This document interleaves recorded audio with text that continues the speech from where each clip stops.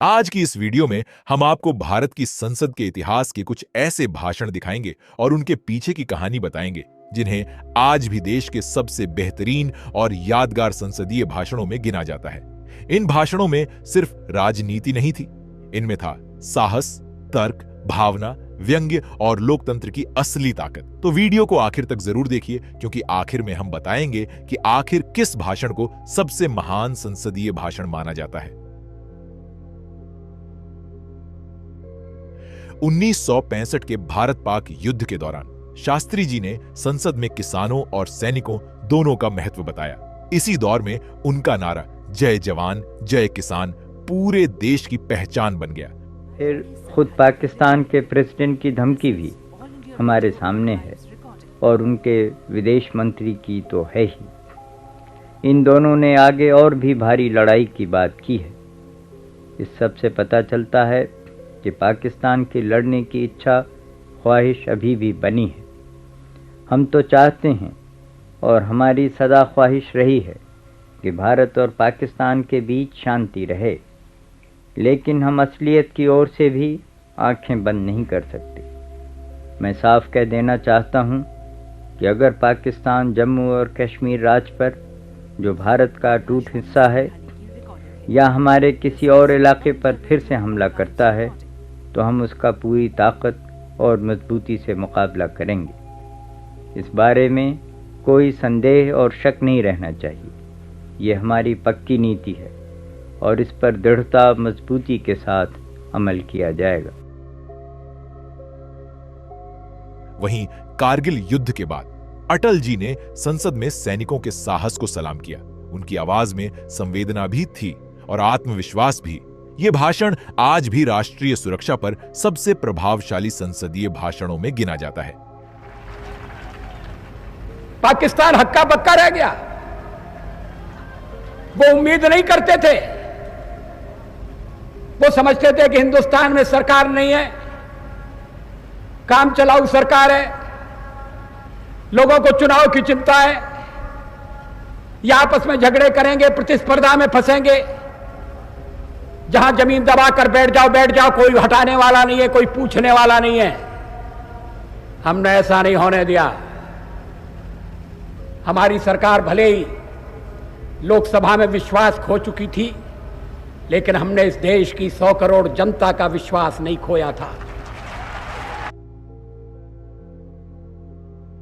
वहीं अक्सर शांत स्वभाव के लिए जाने जाने वाले मनमोहन सिंह उस दिन पूरी मजबूती के साथ संसद में खड़े हुए। उन्होंने कहा, इतिहास हमें इस फैसले से याद रखेगा। इस भाषण ने भारत अमेरिका परमाणु समझौते के पक्ष में माहौल बनाने में अहम भूमिका निभाई। Of developments in our discussions with the United States on separation of our civilian and military nuclear facilities. वहीं साल 2015 पूरा विपक्ष उनके इस्तीफे की मांग कर रहा था, लेकिन जब सुषमा स्वराज संसद में खड़ी हुई तो उन्होंने लगभग 1 घंटे तक तथ्यों के साथ विपक्ष के हर आरोप का जवाब दिया। उनकी भाषा, आत्मविश्वास और जवाब देने का तरीका आज भी संसदीय बहस की मिसाल माना जाता है। बल्कि मैं अपनी ओर से इस विषय पर चर्चा कराने का अनुरोध करने के लिए खड़ी हुई।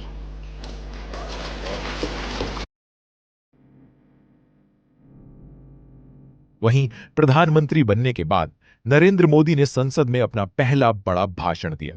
उन्होंने विकास, सुशासन और सबका साथ, सबका विकास की बात रखी। इस भाषण ने उनकी सरकार की प्राथमिकताओं को देश के सामने रखा। इस सदन की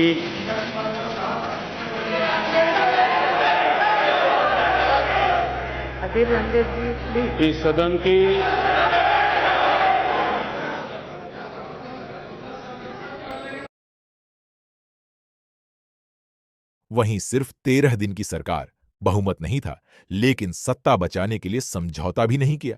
अटल जी ने कहा, सरकारें आएंगी जाएंगी, पार्टियां बनेंगी, बिगड़ेंगी, लेकिन यह देश रहना चाहिए। इस देश का लोकतंत्र अमर रहना चाहिए। यह भाषण भारतीय लोकतंत्र की सबसे सम्मानित स्पीचों में गिना जाता है। आज भी संसद में भाषण कला की बात होती है तो अटल जी का नाम सबसे पहले लिया जाता है। देश आज संकटों से घिरा है और ये संकट हमने पैदा नहीं किए। जब जब कभी आवश्यकता पड़ी संकटों के निराकरण में हमने उस समय की सरकार की मदद की है। उस समय के प्रधानमंत्री नरसिंह राव जी ने भारत का पक्ष रखने के लिए मुझे विरोधी दल के नेता के नाते जेनेवा भेजा था और पाकिस्तानी उसे देखकर चमत्कृत रह गए। उन्होंने कहा कि ये कहां से आए, क्योंकि उनके यहां विरोधी दल का नेता ऐसे राष्ट्रीय कार्य में भी सहयोग देने के लिए तैयार नहीं होता। वो हर जगह अपने सरकार को गिराने के काम में लगा रहता है। ये हमारी परंपरा नहीं है, ये हमारी प्रकृति नहीं है और मैं चाहता हूं ये परंपरा बनी रहे, ये प्रकृति बनी रहे। सत्ता का खेल तो चलेगा, सरकारें आएंगी जाएंगी, पार्टियां बनेगी बिगड़ेंगी, मगर ये देश रहना चाहिए, इस देश का लोकतंत्र अमर रहना चाहिए।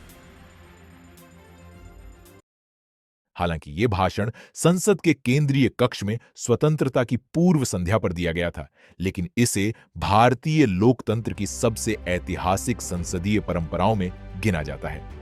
14 अगस्त 1947 की आधी रात, जब पूरी दुनिया सो रही थी, तब भारत अपनी आजादी का स्वागत कर रहा था। नेहरू ने कहा, at the stroke of the midnight hour, यानी जब दुनिया सो रही होगी, भारत जीवन और स्वतंत्रता के लिए जागेगा। यह सिर्फ भाषण नहीं था, यह नए भारत की घोषणा थी। आज भी इस भाषण को भारतीय इतिहास की सबसे प्रेरणादायक राजनीतिक स्पीच माना जाता है।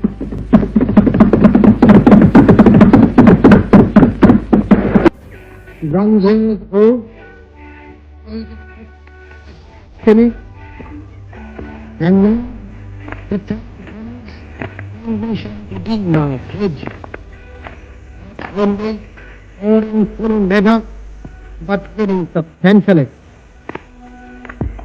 At the stroke of the midnight hour, when the world sleeps, India will awake to life and freedom. Bharat की संसद में हजारों भाषण दिए गए हैं, लेकिन कुछ भाषण ऐसे होते हैं जो सिर्फ उस दिन की बहस नहीं जीतते, बल्कि इतिहास में हमेशा के लिए दर्ज हो जाते हैं। अब सवाल आपसे, आपके अनुसार भारतीय संसद का सबसे बेहतरीन भाषण कौन सा है? अपनी राय कमेंट में जरूर लिखिए।